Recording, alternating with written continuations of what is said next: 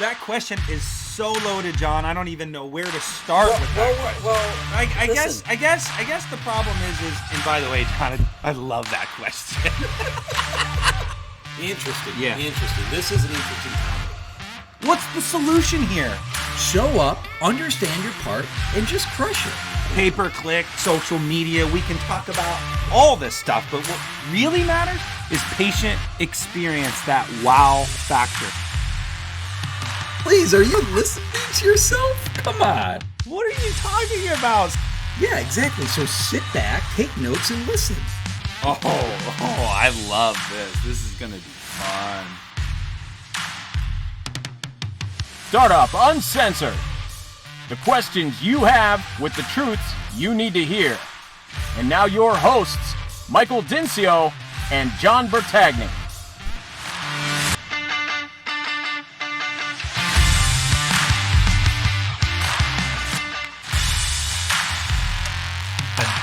Hey everybody, this is Startup Uncensored. Let's get this Shark Week going. Mike Dinsio, your co-host, John, my partner and friend. Thanks for being here today. We got a big week coming up here. John, why don't you introduce our first guest? Yeah, this is the start of it all. This is the start of the Real Estate Shark Week, which for our viewers and listeners and followers, this is going to be your, these are your partners. These people are going to bring you to your spaces, to the promised land for the next 17.2 years on average, where you're going to be, right? So this, to start it off, we got Brian Mills from Rome Realty Group, if I'm correct with that. And we're excited. He owns the markets in California. And so we definitely want to listen to what he has to say. Brian, thanks for being with us, man. Yeah, thank you guys. Shark Week. I borrowed my wife's blouse. It's very sort of shark-esque, I thought. Scaly. Scales. Maybe it's a half shirt. I got to get it back to her closet in a couple minutes, so hopefully we can wrap up. You know what? Pretty quick. Too, Michael brought this up. I'm wearing something very nautical, and I'm wearing like this vest that almost looks like I have like a life preserver on from the Lusitania. Yeah, Brian. I thought it was an umpire uniform myself. Brian looks like he's Aquaman, and John, you look like you're on a fishing boat. So I'm very nautical, I guess. Maybe I don't know. It's working, guys. It's all working. Yeah. Listen, this is a big day for me. I have cut my hair literally for the first time. People may not recognize me. I've cut my hair for the first time in probably, 3 years. I had a full ponytail, and I'm not even in jest. Wow. So this is my first unveiling to the market. I love it. I love it. And but thank you guys, man. I'm super stoked to be here. Shark Week, Shark Tank Week, whatever it is, man. I'm super pumped, and not to be a braggart here, but you can find a real estate agent. I think 1 out of every 6 people in the state of California is a real estate agent. If you want a real estate agent, you can get your license on a weekend. We are negotiators. The last thing we are is space finders. That's what you got to do at a base level. But our job is to hammer home on your landlords, owners, developers, etc. If you want to open up a startup in California, that's what you need if you want to get off the ground and have a high-performing startup and your dream practice from day one. You don't need somebody who's selling houses on the weekend and may be able to go find you a space out there. You're going to get eaten by a shark if that's your strategy in this market. Boom. Man, that is perfect. Just like that. I love that. Episode over. So that brings up some good points here, Brian. I'm going to go straight into it because that's what we do. Someone coming from the East Coast, right out of school, or a large group practice across the country, and they call up your firm, and you cover quite a bit of geographic territory, and they say, "Hey, all I know is I want to be in California." How do you narrow that down for this individual that's really putting his hope and direction in you? What happens there? Yeah, that's a good question. So sometimes my biggest competitor is the doctors themselves. Anybody who says I'll go anywhere will never open, right? Yeah. It's just too large of a swath. You have to narrow your focus. And I say business is number one, but let's not forget the personal aspect, because if you're married, if you're thinking about starting a family, if you've got friends, family, relatives, that's not ultimately the number one factor, but you have to consider that. So lifestyle is a huge factor here. I have 3 kids of my own that my wife does 99% of all the work. God bless her. But you have to think, where's mom and dad located? Where's your sphere of influence? Where's your friends and family? That sometimes that's number one to help sort of isolate that geographical area. If you're moving and you have none of that infrastructure whatsoever, then you go right to number 2, which is solid demographics. And I'm talking about demographics, what I call a feasibility or a competition study, not necessarily household income or ethnicity, all those good things. We're looking for pockets of opportunity where you have a demographic that you're trying to attract and where there's a need for another GP or a specialist. But you got to be careful about doing demographics, because demographics are, even the very best demographics out there are beholden to most of the time census information. So all you're going to get is numbers on a piece of paper. Well, most of the time the demographics guys, they send me, okay, here's a big fat gold star. And I'm like, that's great. There's a gold star here. But guess what? That's an island of homes, and there's nowhere to open up a retail spot, a dental office, a pediatrician, you name it. There's no commercial spaces whatsoever there. So we're looking at what are those numbers, and then where do we draw from that area? Right. Because the big gold star may be on an area where there's just nowhere to open, and that's why the gold star is there. So it's about understanding those numbers with also sort of boots on the ground, in the trenches style strategy, knowing, okay, where can you actually put a dental practice? You know what? And that's pretty consistent with, with some of your peers, in Chicago, Rossi, in, Crown over on the East Coast. I mean, a lot of them take that onus of saying it's not only about demographics, it's not only about where you want to be, but it's also about what you understand about that market, Brian. And that's a key point. What you started with in this whole thing, you understand the healthcare marketplace and what it means to open up a practice in that area. So, to our listeners, this resonates over and over again. This is a solid point.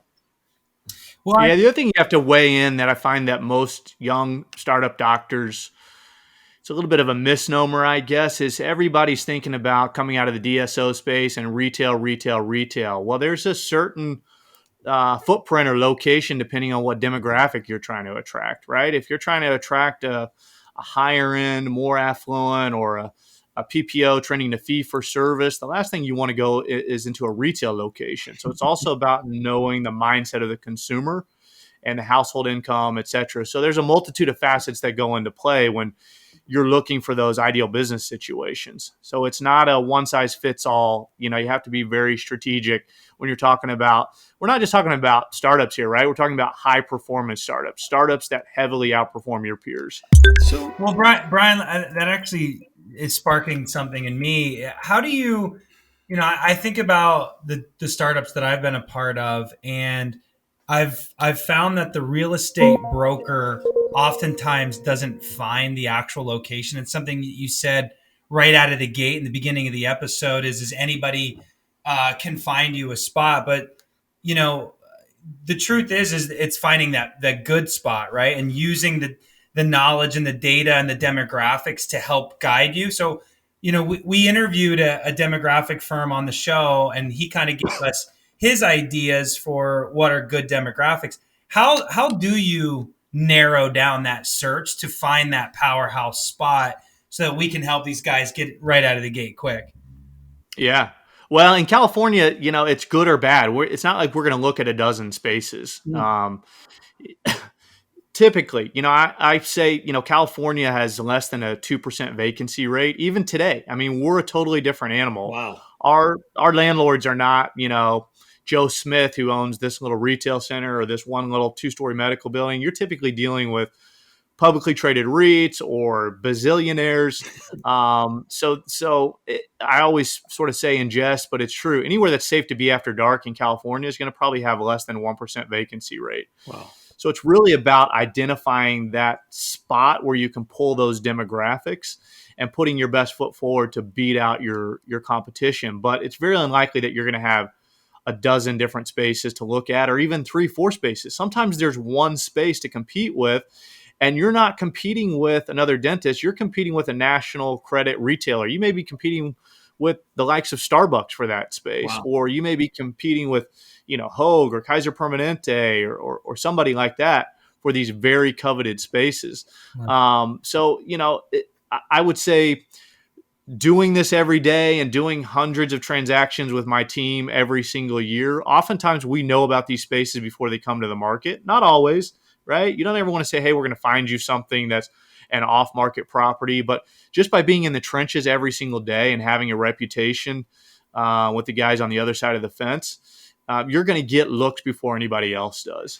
Well, and that's through reputation and by doing not only right by the dentist, but right by those big REITs or the CBREs, what have you. So you brought up something there that I want to go back to, because there's, from our perspective, as we're leading our followers through this process, right, from banking to real estate to all the way down to fee schedules. You brought up it might not be a retail space. We might be in an actual office building or a healthcare facility type of situation. So one thing that I want to focus on, obviously, there might be more opportunities, right? Because it's not a retail, right? Because and we're talking about an office building, but what about the marketing dollars that we have to make sure that we hold back? Do you forewarn the clients saying, hey, we're going to have the retail space, it's already built in your marketing a little bit. Now we're going into an office building. We might need to think about a little bit more marketing dollars or something along those lines to hold back for you guys. Yeah, I give you my elevator pitch that I give to every single startup that I sit with at coffee for an hour and a half, who, listen, they have one experience, and that's coming out of school and typically working 2 years in a DSO primarily. I mean, I would say that's the path for 90% of most new grads. I don't know if you guys agree with that, but that's also one thing that I say, how there's a need for additional services or another practice in this market. And I always say, you know what, Doc, I bet if you called any DSO or any corporate group around here, you could get a job in a day. Oh yeah, for sure. So if those groups are hiring like crazy, that tells you there's a need in that immediate area. So that's one good to kind of think, one item to think about when people are talking about, is it saturated? Is it too competitive? But, I've been in this business for 20 years. I would say easily 15 years ago, dentistry in a retail space was taboo. Yeah. Would you guys agree with that? I mean, it's just not something that we did. 100%. Definitely 20 years ago, it was unheard of. Yeah, my dad was a dentist, and he didn't market, right? He said, if you put a shingle up, that's taboo. And and you're right. Now people are coming out of the DSO marketplace, and I've talked to Mike about this. In his era, it was actually you went to the armed forces and got your chops, and that's where you got your speed. So a lot of these guys, this is where they're getting their speed, what not to do, what to do, and then now they're putting their lives in your hands, Brian, to say. It's amazing your teeth are so bad, and your dad was a dentist. I don't know if he didn't like you or you had a favorite sibling. Right.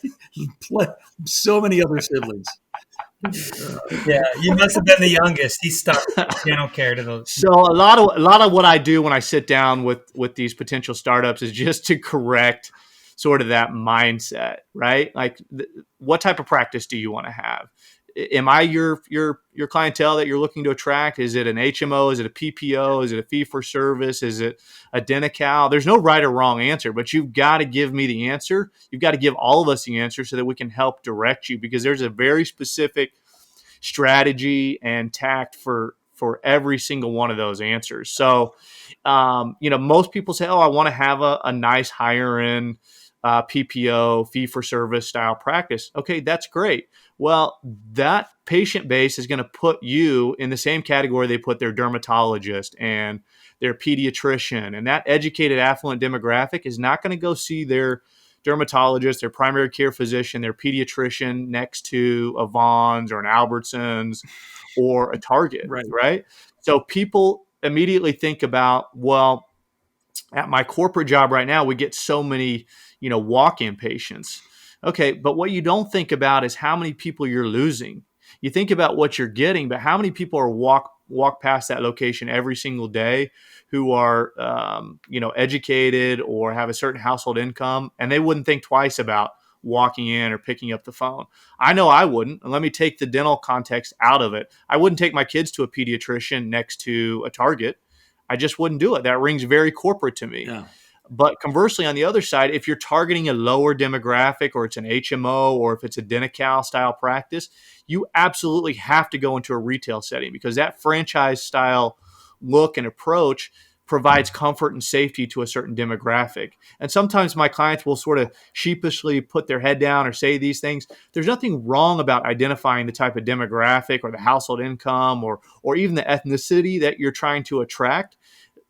These are conversations that you have to have and put everything on the table. Well, it's like opening a McDonald's on Rodeo Drive. It just doesn't fit, right? We always talk about that, though. We talk about vision first before anything else, because there's nothing wrong with having a high volume business plan or a spa, and there's all kinds of business models in. Not at all. Yeah. And if you don't know that, how's Brian or any real estate expert going to know where to put you? So I think that, we keep coming back to it, John, is vision first, and then driving that through the team.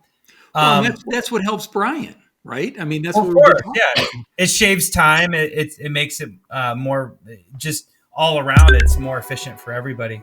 Hey, Brian, real quick question. You just mentioned something that I think is a little bit unique than the rest of the markets that we've interviewed, and that is, when you're going into a spot and you're trying to secure it, and you're competing against bigger firms, maybe more sophisticated commercial opportunities, bigger businesses. You just said Starbucks you might be negotiating against. So that's a very strategy focused approach, where in some markets you might not have to have a crazy strategy going in with the LOI. But give me your approach, or how should dentists go into that LOI mindset, just strategy, into securing a good spot? Like, what are some pitfalls there that you see with your clients? Hang on one second. Are you saying that the dentist coming out of school with $400,000 of debt, their PFS is much weaker than Starbucks? Yeah, and PFS would be personal financial statement for everybody listening. And yeah, it is slightly different for sure, John. So to that point, I think what you're asking, Mike, is what angles are you suggesting your clients having in the LOI to beat out Starbucks? Right. First thing is, you've got to realize there's just some spaces you're not going to win. So this is big boy, this is big girl negotiations here, and you have to trust that your team, right? So you have to have a solid team behind you, and whether it's me or somebody else, if I tell you have no shot at this deal, move on to fight another day somewhere else, because you're not going to get the premier pad site on the corner where a bank might go. You might, and I've secured dozens and dozens of those, but there's some opportunities you're just not going to win, or some opportunities that financially there's just no way that you can do a deal there. So yeah, there's you have to look at the market, and you have to know what's overly aggressive. And if somebody says, hey, this is a non-starter here, let's focus on another area in the LOI or something else, that's what's important. I can guarantee you that you're gonna beat the market significantly with my help, but you've got to be realistic. If something, I always put it back to residential. If you've got a house that's priced for $1 million and it's your dream house, and you know that it's within the market rate and comps will support it, and you go in and you offer $600,000, do you think you're going to get a response on that? So you have to be sophisticated. You have to know where to push, but you also have to understand the market and where not to be insulting and price yourself out of something. Because there's many landlords that will say, I just won't even entertain this, and I won't come back to it. Yeah. So again, it's not about, the deals that we do, we're very proud of. Our network would say, wow, that's a phenomenal deal. I've not seen those deals before. That's incredible. But sometimes it's about just beating your competition to a space, because here we just don't have enough spaces to go around. I mean, I think we're pushing 40 million people in Southern California, or excuse me, in all of California. Let's say there's 27 million people in Southern California and 10,000 active licenses. That's a great ratio. The market is not saturated, but with 27 million people just in SoCal, we don't have enough spaces to put everybody who wants to open up a dental practice or an ice cream store or a dermatology practice or anything else. So a lot of times it's about beating your competition to those spaces, and you're going to have an inherent exclusivity on a large swath. Nice. That's a solid answer. And I bet being quick to the answers, your phone call saying, "Hey, we can get this," that's probably a big piece of that puzzle too. Just jumping on it when the fire's hot. Yeah, it's sort of like the old adage, the good jobs are the ones you never hear about. Yeah. It's kind of the same thing in real estate. Well, so here's a tough one. Here's a tough question for you. When you're talking about the lack of opportunities in terms of spaces, less than 1% vacancy rate or 2%, and then people are inherently gun shy to deal in real estate, and that whole mindset of what that looks like. Tell us how you're compensated, because a lot of people might think that you're compensated, especially if there's only 1% vacancy rate. Whose side are you on trying to get this space done? Tell us how that works for these guys that don't actually know how this game or this transaction works. Well, geez, how rude. I mean, we're going to talk about money and how I get compensated. Hell yeah, here. we are. That's a great question. And you know what? Most of my doctors don't ask that, and I always call it out for them. Good. Before we leave any money, I'd say, you should be asking me, or you should be thinking, well, how the heck are you paid, Brian? Isn't that a conflict of interest? One great thing about real estate in all forms is, as a tenant or a buyer, so whether you're leasing something or buying something, you are always afforded free representation no matter what. So if you leave a meeting and you don't like my hair or my skinny jeans or something else, go find another broker to represent you. Just make sure that they do two things. Number one is they do tenant buyer representation only, which means look at their website or their reputation. They cannot have listings with landlords or sellers, etc. You can't worship two masters out there. Love that. That's a huge conflict of interest, right? Because they're always trying to gain favor for a landlord and their portfolio of listings. We don't take any listings. We don't represent landlords or sellers, etc. across the board. We don't care what they think of us at the end of the day. Our fiduciary legal responsibility is to our dentist clients only. And then number one, make sure they've at least done one dental practice in their entire career, somewhere in there. But I would say most important is make sure there's no conflict of interest and they're not representing landlords or sellers whatsoever. And then again, number two, make sure they understand how to build a dental practice, because you're building a mini hospital here at the end of the day. I could give you a whole other soliloquy of, hey, listen, we're going to show you a bunch of properties and negotiate and compare one against the other. But at the end of the day, it comes down to trust, right? How do I know I need a crown on number 19, Doc? Well, I got to trust you at the end of the day.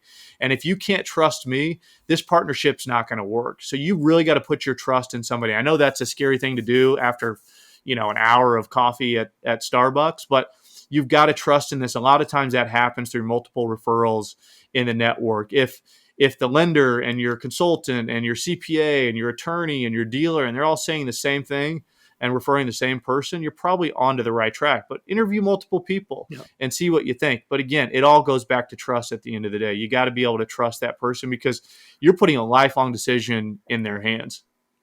Yeah, dude, you nailed it right on the head. I mean, that single person that's representing the doctor, and that only person's job is to get it to the finish line and look out for that person. I mean, that's exactly it, and the experience. And I'll tell the clients, I'm in no rush. I always say the same thing. They probably get tired of hearing it.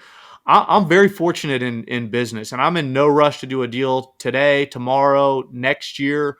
I'm your ride or die chick. I will hang with you for years. So people do demographics, and that's the big part of having a startup partner, is to say, these are the demographics. So we have to hold true to the numbers. Well, Doc, unless you're in a hurry, I'm here to hang with you. If it takes a year to find you a spot, I've got 2 young guys right now. It's taken almost 2 years to land a spot. But I told them, in this area, something will come available. If I tell you nothing will ever come available in this market because there's just no opportunity, there's nothing on the horizon, there's no new development, we move on to something else. But if I tell you to wait and we're going to find something, then let's wait. I'm never going to pressure you to do a deal that's not in your best interest whatsoever. You'll never feel that from me. I think that takes it home. I say the same thing to my clients. Like, if you have to pay me every single hour for every time we got on the phone, then there might be something wrong with that relationship. Sometimes it just doesn't work out, and you've got to do what it takes to put in that time to make sure that client gets in the right situation, the right opportunity, the right business plan for the right vision, the right demographics. I mean, it just has to be all right. Otherwise, you're forcing the issue, and that's probably why you're doing better than most, Brian. And that's because you're not forcing it, and you are representing your client super well, man. So I guess I'll say thank you for being a part of the program. We're big fans of you. We know your work. We know your integrity is at the highest, and we appreciate you being a partner on the program. Yeah, and we're always a free advocate, so you can always reach out to us no matter what, and we're here to consult. We're here to give you advice. I mean, heck, I have done deals with clients who are working with other real estate brokers or their friend, and it's too late to let them go, or their sister-in-law said, you know what, just let me do the deal. They can take the full commission on it, but let me get you to the finish line and make sure you're protected, because the dental industry is super small, and it's all about this network. Well, Brian, thank you, and that shows the type of business that you're running over there, and it's why you're crushing it. So, thanks for being a part of it. Thanks for wearing the Aquaman suit. That's amazing. And thanks for cutting your hair. It's very well coiffed. It's beautiful. No problem. Well groomed, sir. Well, hey, this starts off Shark Week, Real Estate Week. We're super jacked, and we got a good one to start it off. So thanks again, man. We appreciate you. Yeah, thank you guys. Thank you.